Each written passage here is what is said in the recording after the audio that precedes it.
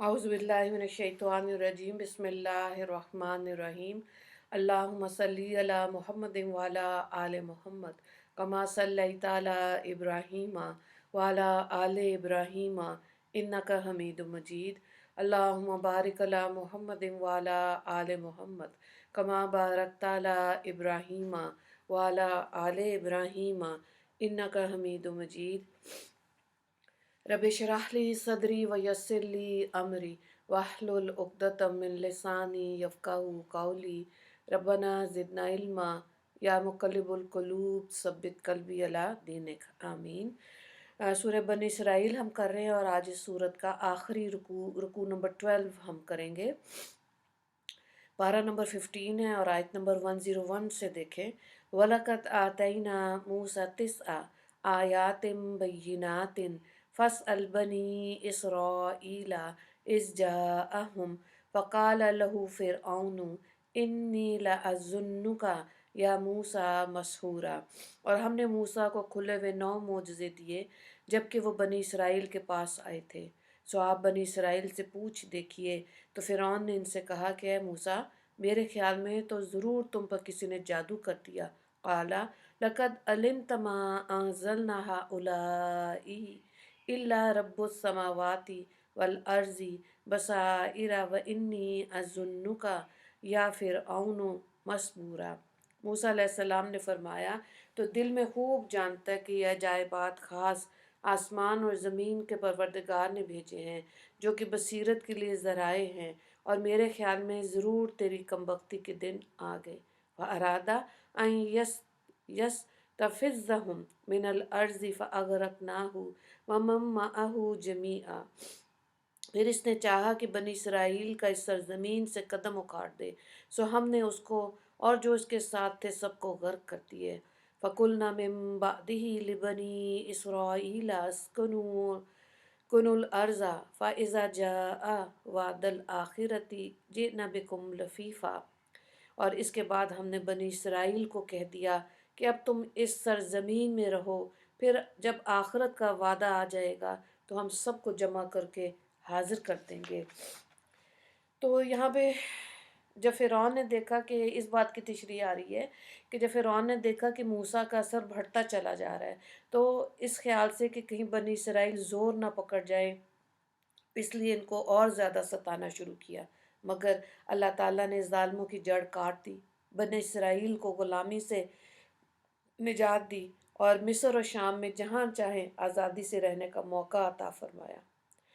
असल गर्ज़ इस वाक़े को यहाँ बयान करने की यही है कि मुशरिकीन मक्का इस फ़िक्र में थे कि मुसलमानों को और नबी करीम सल्लल्लाहु अलैहि वसल्लम को सरज़मीन अरब में नापैद कर दें।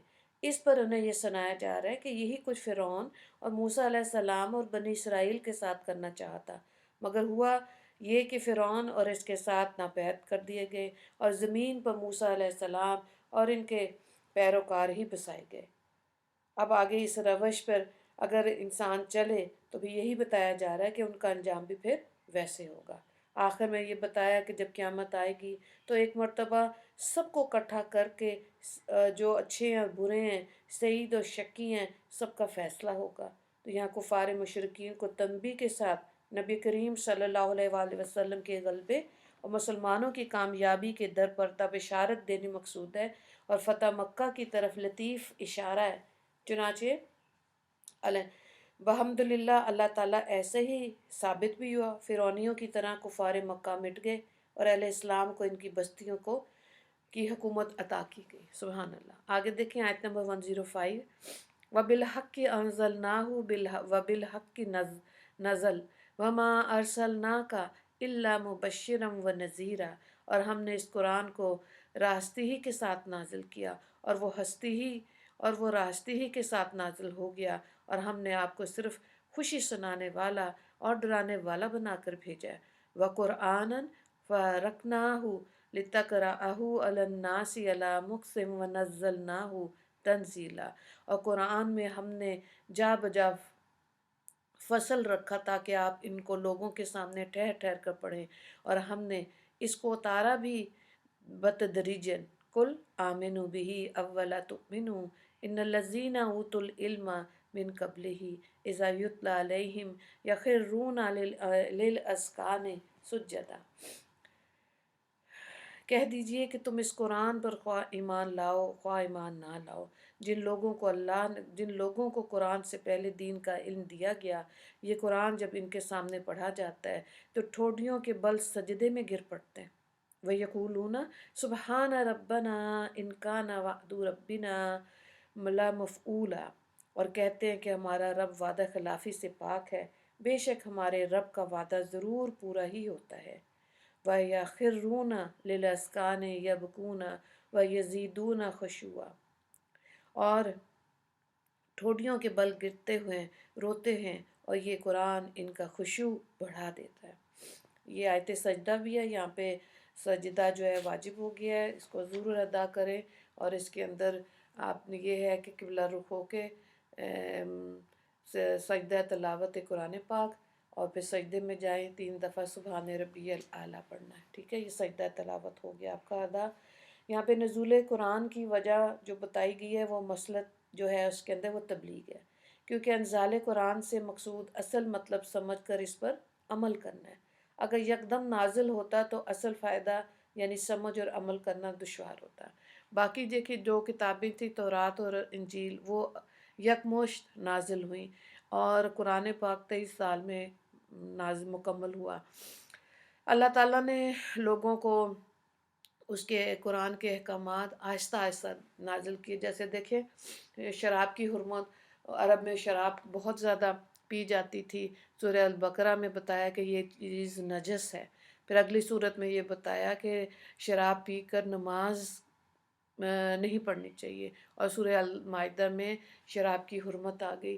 तो आहिस्ता आहिस्ता इंसान के मिजाज के हिसाब से, इसी तरह पर्दे की जो आयत है सूरह नूर में 18वें पारे में अल्लाह ने बताया घर के अंदर कैसे पर्दा करना है, घर के अंदर कैसे रहना है। सूरह हिसाब में आके अल्लाह ताला ने बताया कि घर से बाहर निकलो तो अपने चेहरों को ढक लो, वहाँ पे फ़र्जियत आ गई चेहरे को ढकने की। तो इसमें कुरान पाक के अंदर के में जो अहकामात हैं वो सारे क्लियर हैं। माशरे में कैसे रहना है, इंसानों को एक दूसरे के हकूक़, घर के अंदर कैसे रहना है, खाना पीना क्या है, जायज़ नाजायज़ क्या है, हर चीज़ की वजाहत अल्लाह ताला ने दे दी है। और सजदा तलावत है तो ज़ाहिर है सजदा जिसने भी सुना उसने सजदा उस पर वाजिब हो गया, इसको अदा करना ज़रूरी है।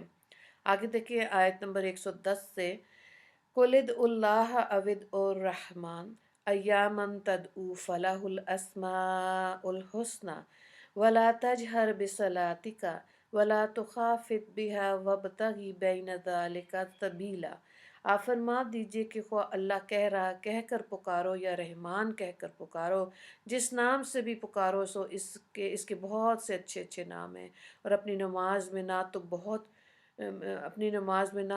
बहुत पुकार कर पढ़िए और ना बहुत बिल्कुल चुपके चुपके ही पढ़िए, और दोनों के दरमियान एक तरीका इख्तियार कर लीजिए। वकुलिल हम्दुलिल्लाहिल्लज़ी लम यत्तखिज़ वलदम वलम यकुल लहू शरीकुन फिल मुल्की वलम यकुल लहू वलियुम मिनज़्ज़ुल्ली वकब्बिरहु तकबीरा। और कह दीजिए कि तमाम खूबियाँ उसी अल्लाह ताला के लिए हैं जो ना औलाद रखता है और ना इसकी कोई सल्तनत में शरीक है, और ना कमज़ोरी की वजह से कोई इसका मददगार है, और इसकी खूब बड़ाइयाँ बयान कीजिए। यहाँ पे देखें शान नज़ूल है यहाँ पे आयत नंबर 110 का, कि एक रोज़ दुआ में नबी करीम सल्लल्लाहु अलैहि वसल्लम ने या अल्लाह या रहमान फरमाया।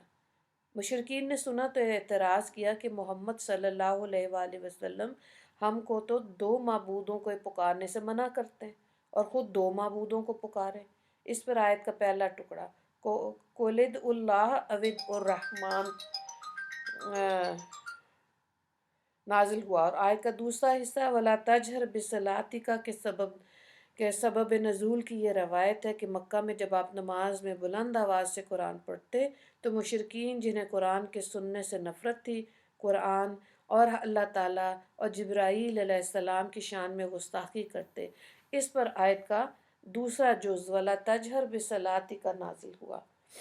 तो अल्लाह ताला के हदीस पाक में हज़रत अबू हुरैरा रज़ी अल्लाह ताला अन्हु से रवायत है کہ نبی کریم صلی اللہ علیہ وآلہ وسلم نے ارشاد فرمایا کہ اللہ تعالیٰ کے 99 نام ہیں، یعنی ایک کم 100۔ جو شخص یاد کرے گا وہ جنت میں داخل ہو جائے گا۔ نیز ان کو ان صفاتی نام کو پڑھ کر اور پھر دعا مانگے، دعا ضرور قبول ہوگی، یہ اللہ کا وعدہ ہے۔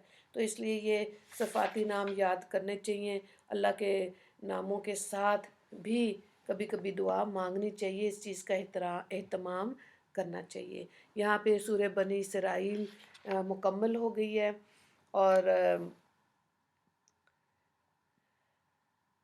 خلاصہ یہ ہے کہ سورت کی ابتدا سبحان اللہ سے ہوئی اور آخری آیت الحمدللہ سے شروع ہوئی اور اللہ اکبر کے مفہوم پر ختم ہوئی، اور بیچ کا مضمون صاف لا الہ الا اللہ پر دلالت کرتا ہے۔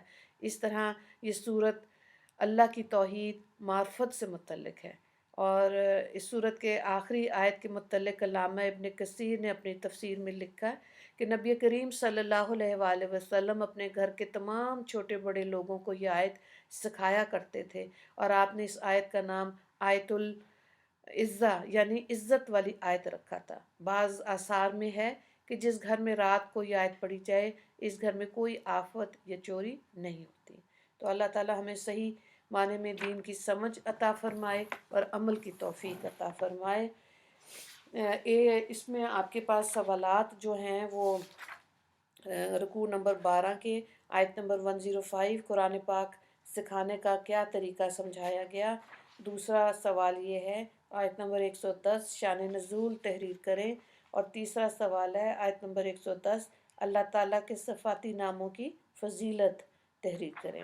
دعا کر لیتے ہیں۔ اللہم صلی علی سیدنا محمد وعلی آل سیدنا محمد وبارک وسلم۔ یا اللہ اپنے فضل و کرم سے جب ہم کو قرآن جیسی نعمت عظمہ سے نوازا تو اس نعمت کی قدر اور شکر کرنے کی توفیق عطا فرما۔ قرآن پاک کی سچی عظمت ہم کو نصیب فرما دیجیے، اور اس کا علم، اس پر عمل اور اس کا ذوق و شوق، اس کے احکام کا اتباع اور تعلیمات کی پیروی نصیب فرمائیے، اور اس نعمت کی ناشکری و ناقدری کے وبال سے ہم کو بچائیے۔ یا اللہ یہ ملک جو اسلام کے نام پر وجود میں آیا تھا، اس میں اب تک قرآن احکام سے جو اعراض بڑھتا گیا، ہمارے اس جرم عظیم کو معاف فرما، اور ہمارے حکمرانوں کی بھی آنکھیں کھول دے، قرآن اور اسلام کی طرف ان کو راغب کر دیجیے۔ یا اللہ ہمیں قرآنی تعلیمات کو اپنانے کی توفیق عطا فرما دیجیے۔ وآخر دعوانا ان الحمد للہ رب العالمین۔ اللہم اغفر للمسلمین والمسلمات والمؤمنین والمؤمنات۔ السلام علیکم ورحمۃ اللہ وبرکاتہ۔